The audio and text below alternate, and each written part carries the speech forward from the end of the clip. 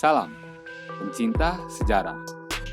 Washington DC, 4 April 1949 menjadi saksi berdirinya ORMIL, organisasi militer terkuat di muka bumi saat ini.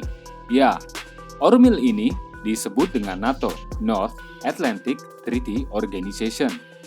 Berakhirnya Perang Dunia Kedua di tahun 1945 tidak langsung menjadikan konflik antar negara berakhir, khususnya di benua Eropa yang merupakan teater utama pertempuran Perang Dunia Kedua. Uni Soviet dan Amerika Serikat menjadi dua kekuatan militer tergokil saat itu. Mereka saling bersaing memperebutkan hegemoni pengaruh global. Perang ideologi menjadi isu yang paling diangkat ke permukaan. Kita. Ya, kita. Menyebutnya Perang Dingin atau Cold War. Trauma mental akan kengerian sebuah peperangan membuat negara-negara yang terlibat dalam Perang Dunia Kedua saling menaruh kecurigaan. Mereka saling beranggapan berpotensi menjadi musuh satu sama lain. Kekuatan dunia terbagi menjadi dua blok Barat dan Blok Timur. Juragan tahu sendirilah masing-masing dedengkotnya siapa saja. Lahirnya NATO didahului oleh adanya Perjanjian Dunkirk. Jangkrik, Bos. Sebuah kesepakatan yang dibuat oleh Prancis dan Inggris pada 4 Maret 1947. Perjanjian Dunkirk ternyata menarik minat negara-negara Benelux, Belgia, Nederland, Luxembourg untuk bergabung.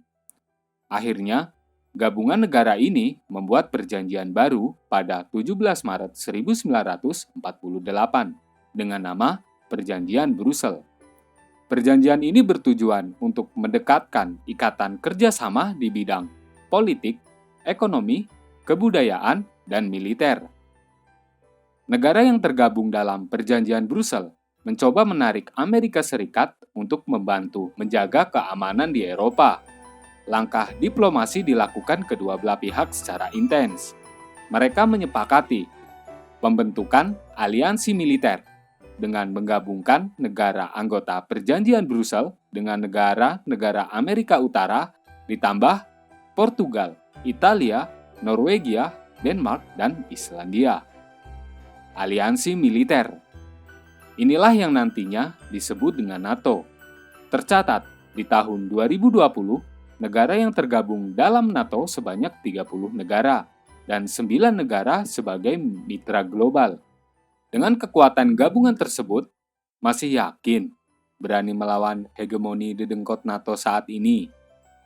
Dan lebih horornya, dalam NATO terdapat pasal berlabel sakti yang tertuang dalam pasal 5. Isinya, para anggota setuju bahwa sebuah serangan bersenjata terhadap salah satu atau lebih dari mereka di Eropa maupun di Amerika Utara akan dianggap sebagai serangan terhadap semua anggota. Selanjutnya, mereka setuju bahwa jika serangan bersenjata seperti itu terjadi, setiap anggota berhak untuk mempertahankan diri secara pribadi maupun bersama-sama. Bahasa tongkrongannya, kamu, Anda, lu, antum, berani serang, kita garang. Anda sopan, kami segan. Bagaimana menurut juragan-juragan? Masih bernyali? Mandi di kali? Salam, pencinta sejarah.